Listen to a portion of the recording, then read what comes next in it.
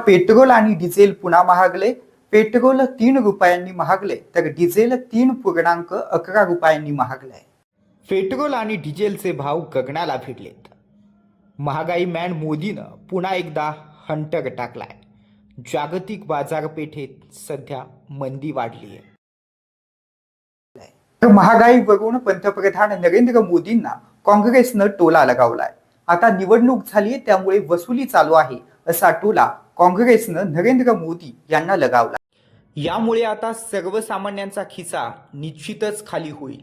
पश्चिम आशियातील तणावामुळे महागाईचा 42 महिन्यांचा उच्चांक. महागाईत अलीकडील सर्वाधिक वाढ. नीटची पुनर्परीक्षा 21 जूनला होणार असल्याची माहिती आहे.